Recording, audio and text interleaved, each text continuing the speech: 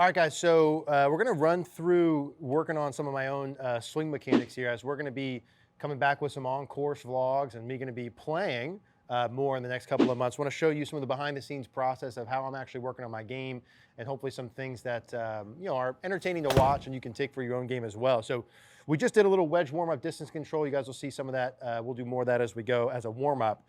But once I get fully warmed up, I do that little distance control with my wedges, and I'm ready to go. Now I'm gonna do a set of mechanics, right? And so when I work on my swing mechanics, I like to go in and have a set number in mind. So I'm gonna do 20 reps.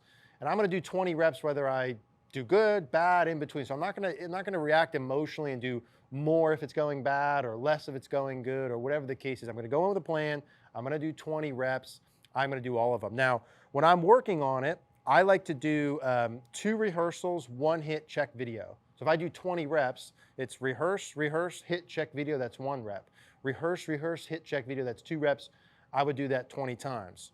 So as I do these 20, I'll always hit like 2 or 3 to start and check the video just to get a starting point of where I'm at each time with my practice.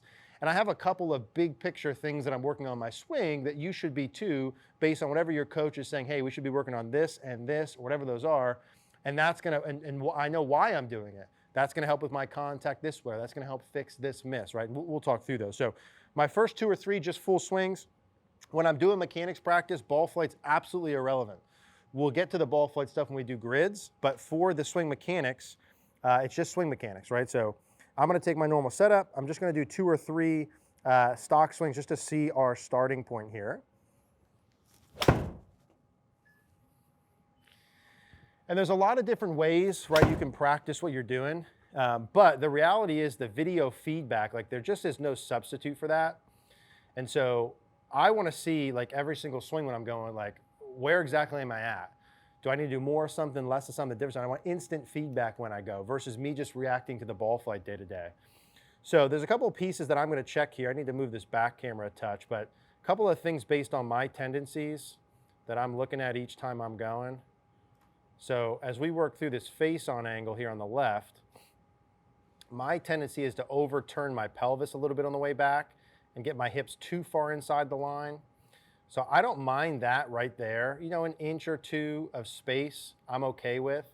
When I get my hips turning too much from there, my head gets too far off the target, makes my downswing too far from inside. So I like this pretty good there. At the top of my backswing, I'm looking for that. And then I'm looking at my depth and my wrist angles. So I want to get the butt of the club over my ankle. Oops. I want to get the butt of the club, let's see if I can get rid of that, over my ankle here. That's about the depth I'm looking for. I want to have my lead arm, on or just above my shoulder plane and have the butt of the club above my head. So I like that there. I'm also looking, as I'm doing this, at my wrist angles. So I'm looking at my wrist angles. Now I've got a stronger grip. So what gives me a square club face, which is the leading edge, the same angle as my forearm there at the top, is a left wrist that's like just cupped a little bit. My tendency is to have the hips turn too much, the arms to lift too much, and get too cuppy with my left wrist. So I'm trying to just work to keep that flat, get good depth on the way back. I want to be able to keep my lead arm in when I start my downswing. So that's pretty good right there. Like I'm starting from a pretty good point here. One of the pieces for me as I go is not getting too far under plane. So my club path can end up getting too far into out. My club path there is 0.7, face is 0.5, so I like that all neutral. What I'm looking to do, I don't mind going a little under on the way back, but I want to keep my lead arm in as I start my downswing. So I like to have the hands inside the shoulder there, with the butt of the club's like over the ball of the foot. The shaft plane is parallel to the original plane line. I'm just a little bit under there. I need a little bit of work through the impact phases, but that's pretty good there. But those are the pieces that I'm starting with. So I'm gonna do 1 or 2 more just to confirm those before I kind of dive in there. So I'm trying to not overturn my hips and work too far towards the target. My arms tend to get a little lifty. Anytime your arms get a little lifty, what tends to happen is that left wrist wants to cup. As my right arm flares, my left arm goes up. As my arms stay lower, my elbows are closer together, it's easier for that lead wrist to stay flatter.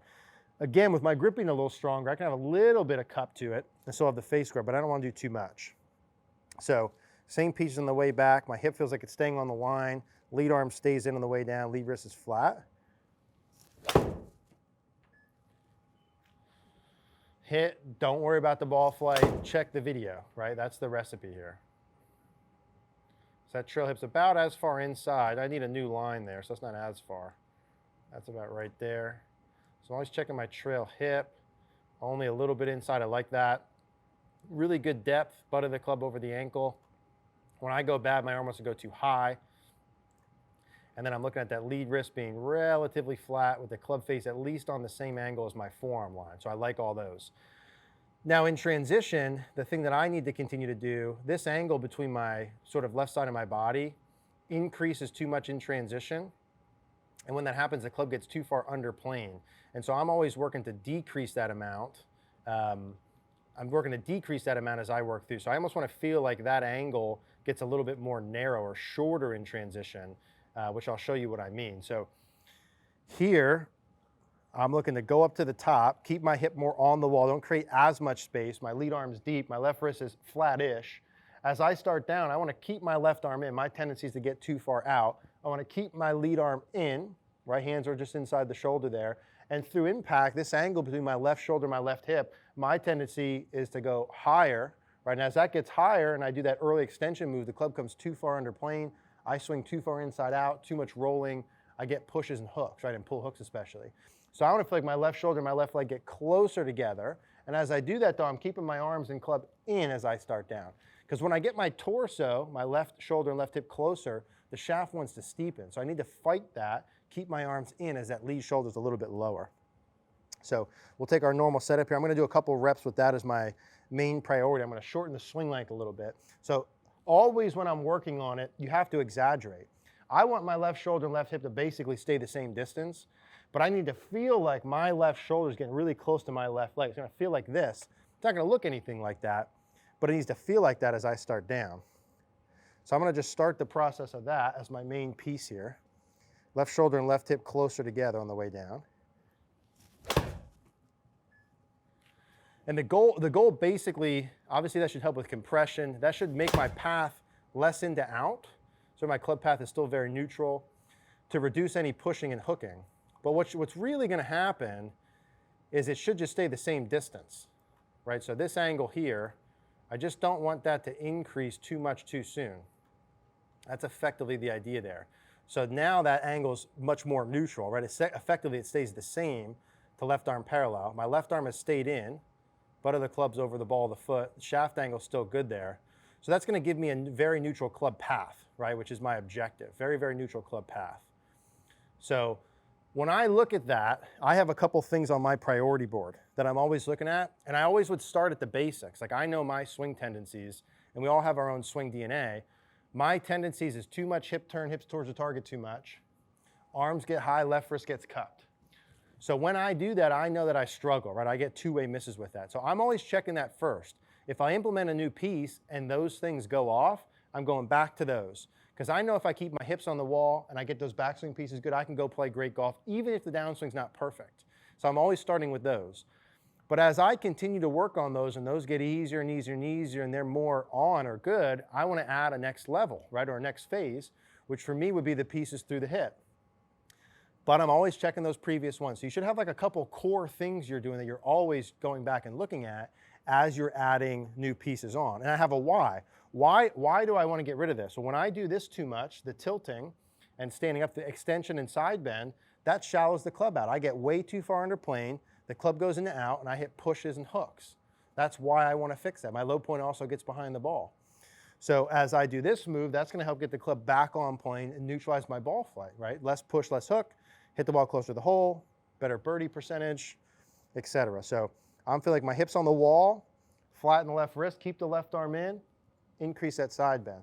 Right hip on the wall, flatten the left wrist, left arm in, increase that side bend.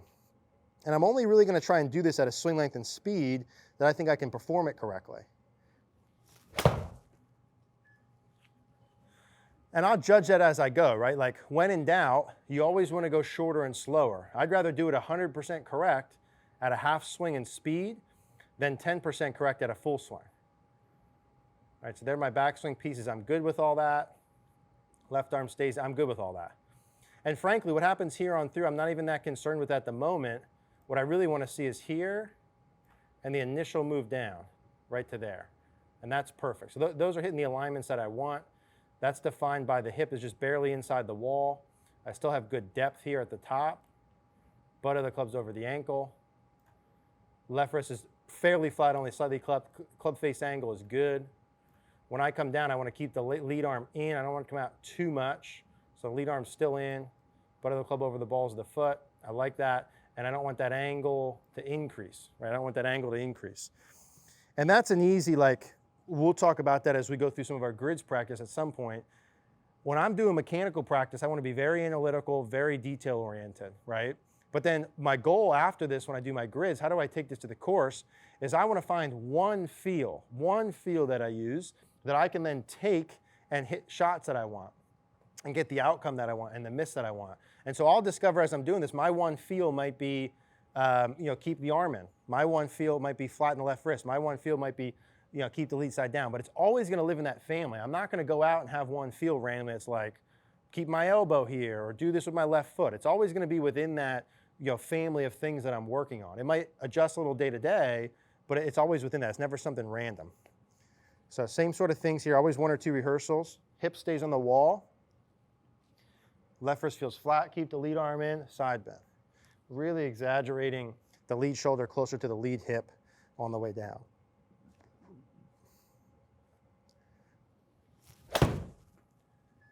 And that should be good. I mean, that's super, super compressed.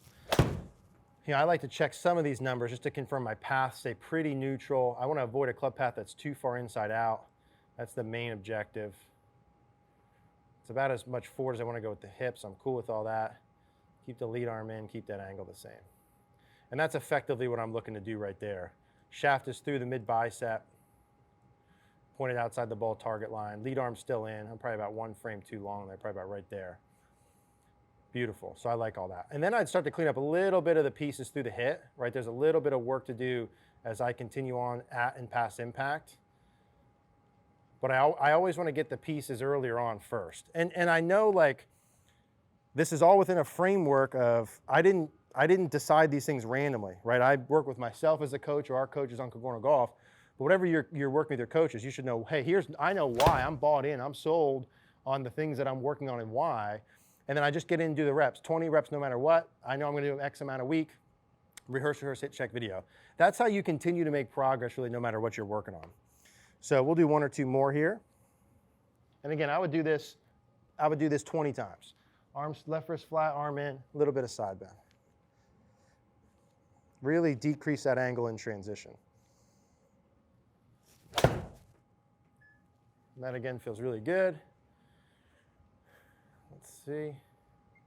Club path 0.1, good. So hip on the line. Left wrist flat. Face is in a good position, good depth. Very cool with all those backswing pieces. I want to see the lead arm stay in as that angle stays the same. So, I'm kind of eyeballing this at this point because I've done, I do this all day, but what I would be looking for is specifically here to there, not increasing. And then there's a little bit of work for me to do through the hit there. But that's effectively what I would work on. Now, once I go through and do my 20 reps and I'm like, okay, I'm done for that, now what? Now I do what's called a grid, right? And when I do a grid, what we do is, hey, how do I take what I just worked on, find a feel that I want to play golf with, right? That gives me the ball flight pattern. Like maybe right now, my one feel is that, that side bend in transition, whatever it is, one feel that I'm going to go play. I'm going to work through my bag with a full routine, hit towards a target with a purpose, with an outcome. And I would do that with my irons, and we do the same thing with the driver grid. So that's really how I work on my swing. I'm sold on what I'm doing. Like I said, I do the work and put that in, and then I find a feel that I go play golf with, and I monitor and assess the results.